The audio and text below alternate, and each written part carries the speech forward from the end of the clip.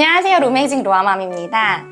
저한테 인스타그램 그 DM으로 이렇게 질문들을 많이 보내주세요. 근데 제가 이제 시간이 이렇게 한정적이다 보니까 그분들께만 이렇게 질문을 간단하게 하는데 그 중에 보면 정말 아주 좋은 질문들이 많습니다. 이거는 꼭 다른 엄마들도 아셨으면 좋겠다 하는 질문들이 많아서 그걸 하나씩 차곡차곡 저장을 하고 있었는데 이제 시간이 날 때마다 한 가지 질문씩 풀어보고자 합니다. 그래서 이번에 이제 다룰 첫 번째 질문은 조금 긴데 제가 다 한번 읽어드릴게요. 현재 어떤 상황이신지 좀 아시면 맥락이 생기고 더 이해하시기 쉬울 것 같아서 제가 조금 길지만 질문을 전체 다 읽어보도록 하겠습니다. 제가 하루 1시간에서 1시간 반 정도 영어로만 아이랑 놀아주고 있는데요. 첫째는 4살이래요. 특별히 거부는 없는데 알아듣는 것도 얼마 안 되는 것 같긴 해요. 저도 완전 막 유창하게 모든 말을 영어로 할 수 있는 건 아니고 그냥 간단한 문장 정도는 말할 수 있는 정도라서 모르는 어휘는 찾아가면서 사용하고 있는 그런 수준이고요. 엄마의 수준이 이렇습니다. 예를 들어서 오늘 1시간 동안 클레이를 가지고 놀아주면서 영어만 썼는데 아이가 이해하든 말든 그냥 손으로 대략 짚어주고 제스처를 하면서 진행을 했거든요. 제 고민은 이렇게 약간 저 혼자 떠드는 수준으로 영어를 노출하는 게 더 효과적일지 아니면 로메이징님 스터디처럼 특정 문장이나 주제 관련 어휘들을 한 주 동안 중점적으로 사용하는 게 더 효과적일지 고민이 되더라고요. 아이한테는 후자의 방법이 문장, 단어 이해 측면에서 더 와닿을 것 같기도 하고요. 집중적으로 그것만 사용하니까요. 근데 전자가 조금 더 모국어식 영어 학습 방법인 것 같고 노출 시간도 길어서 뭐가 더 나은 방법인지 갈피가 안 잡히네요. 로메이징님의 의견은 어떠신가요? 이렇게 질문을 주셨습니다. 자, 먼저 모국어 습득 방식에 대한 정의를 한번 살펴보면 좋을 것 같습니다. 제가 모국어 습득 방식을 생각할 때는 스티븐 크라센 학자의 제2언어 습득 가설로 돌아가 봅니다. 이 가설은 5가지로 이루어져서 굉장히 넓은 범위를 다루고 있는 큰 가설인데요. 질문해 주신 것과 관련된 중요 포인트만을 좀 말씀을 먼저 드리자면 첫 번째, 언어를 수단으로 하여서 자연스러운 상호작용을 통해서 습득하는 것이 중요하다. 두 번째, 학습보다 습득이 먼저 와야 한다. 세 번째, 인풋의 레벨은 너무 어렵지 않은 아이가 이해할 수 있을 만한 레벨이어야 한다. 이것을 다른 말로 이해 가능한 인풋이라고 합니다. 네 번째, 아이가 느끼는 감정, 동기부여, 자신감, 성향에 따라서 같은 인풋을 주더라도 받아들이는 정도가 다르다는 것입니다. 이 가설에 따르면 어느 것도 엄마가 미리 연습해서 내 것으로 만든 문장 패턴으로 아이한테 얘기하면서 상호작용하는 것을 학습이라고 말하지는 않습니다. 크라센이 정의하는 습득은 무의식적으로 이루어지는데 말하는 사람이 의미를 전달하는 데 집중을 하고 소통을 할 때 습득이 일어난다고 합니다. 아이의 입장에서 볼 때는 엄마는 그냥 영어로 말하면서 아이와 소통을 하고 있는 것입니다. 엄마가 그 이전에 지금 현재 말하고 있는 이 문장을 연습을 했든 안 했든 이 아이 입장에서는 그냥 소통을 하는 중이죠. 크라센이 말하는 학습은 의미 중심적으로 소통하는 게 아닌 문법처럼 언어 형태, 그 언어에 대해서 배우는 것을 의미합니다. 말씀하신 것처럼 언어 모델 되어줄 사람이 여기서는 엄마죠. 오랜 시간 동안 막 얘기해 주기만 하는 것도 모국어 습득 방식에 해당합니다.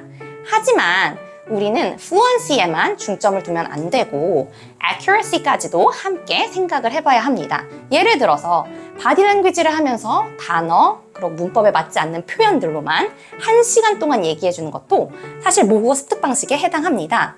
이렇게 하는 것만으로도 멋지지만 문법적으로 맞지 않는 표현들을 지속적으로 사용하면서 accuracy를 신경 쓰지 않는 것도 베스트는 아니라고 생각을 합니다. 그럼 언어 모델이 되는 사람이 어떤 것을 우위에 둬야 하나요? 라고 물어보신다면 저는 fluency를 먼저 선택을 하겠지만 accuracy 또한 매우 중요합니다. 그래서 문장 패턴으로 소통하는 것은 영어가 자유롭지 않은 부모님들에게 아주 좋은 방법이라고 생각을 합니다. 문장 패턴으로 소통한다는 것은 이 하나의 문장 패턴, 예를 들어서 let's, can you, we can 이런 문장 패턴을 뒤에만 단어를 바꿔서 반복적으로 사용하는 것을 얘기를 합니다. 이 문장 패턴을 반복적으로 사용하는 것은 습득과 학습에 관한 것이 아닌 저는 언어 자극 전략 이라고 생각을 합니다.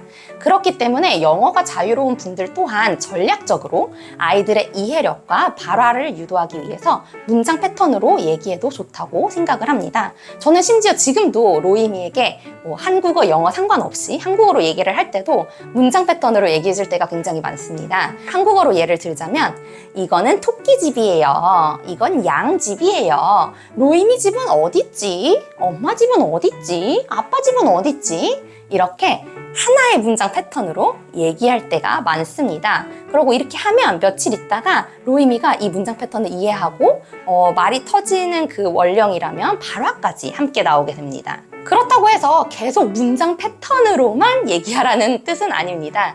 엄마가 표현 가능한 것들은 아무리 broken English라도 좀 소통 중심적으로 얘기해주면 좋다고 생각을 합니다. 또한 아이의 영어 이해 실력이 높아짐에 따라서 자연스럽게 문장 패턴의 사용은 줄고 자유롭게 말해주는 것이 올라가야겠죠. 그래서 로메이즌 커리큘럼에서도 스텝이 올라감에 따라서 대본에서 점점 그 반복되는 문장 패턴은 줄고 자유로운 표현들이 나오게 됩니다. 또 반대로 엄마의 영어 실력이 자유롭다고 아이의 영어 실력을 고려하지 않은 채로 뭐 어려운 단어나 아이가 모르는 단어나 표현들을 막 그냥 사용한다거나 이해할 수 있도록 도와주는 뭐 제스처, 표정, 어떤 상황 뭐 이런 힌트들을 적게 사용하는 것도 그렇게 좋은 방법은 아니라고 생각합니다. 아이의 나이가 5살이라도 영어를 접한 지 얼마 되지 않았으면 영어 나이는 실제 나이와 다를 것입니다. 뭐 영어 나이는 1살이 될 수도 있고 2살이 될 수도 있겠죠. 결론적으로 문장 패턴으로 얘기하면서 전략적으로 언어 이해와 발화를 유도하고 올바른 표현들을 듣게 하는 것도 필요하고 또 반대로 broken English라도 좀 소통의 기쁨을 맛보게 하는 것도 필요합니다. 둘 다 필요하다는 뜻입니다. 두 번째, 주제별로 어휘를 배우는 것에 대해서 언급을 해주셨어요. 주제별로 관련 어휘를 알려주는 것은 인지적으로 좋다고 생각합니다. 기억을 좀 더 잘할 수 있는 여러 가지 전략이 있는데 그중 몇 가지가 의미를 부여하거나 뭐 클러스터링 이렇게 약간 그룹으로 만드는 것, 그리고 organizing 하는 것입니다. 그래서 아무래도 주제별로 연관성 있는 것끼리 범주를 지어서 알려주는 것이 아이의 막 여기저기서 아무 관련 없는 단어들을 한 번에 제시하는 것보다 머릿속에서 더 잘 정리될 것으로 생각을 합니다. 세 번째, 노출 시간. 노출 시간이 길어서 이 긴 노출 시간이 더 좋지 않을까라고 질문해서 얘기를 해주셨는데 이 인풋에는 노출이죠. 인풋에는 이 인풋의 양과 노출의 퀄리티 이렇게 두 가지 요소로 이루어져 있습니다. 노출 시간이 길다고 해서 항상 더 효과가 좋다고 할 수는 없습니다. 앞서 말씀드렸던 것처럼 여러 가지 기억 전략들을 사용을 한다면 짧은 시간만 인풋을 해줘도 더 큰 효과를 낼 수 있다고 생각을 합니다.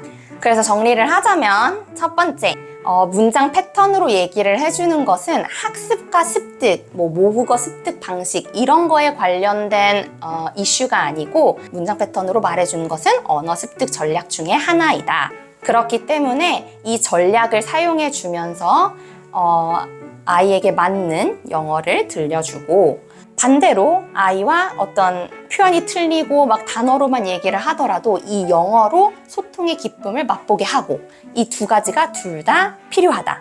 밸런스를 맞춰야겠죠. 그리고 두 번째, 주제로 묶어서 어휘를 아이들에게 알려줄 때 아이들이 더 잘 기억을 할 것이다. 세 번째, 노출의 시간이 길다고 해서 항상 아이들이 더 많은 것을 얻어가는 것은 아니다.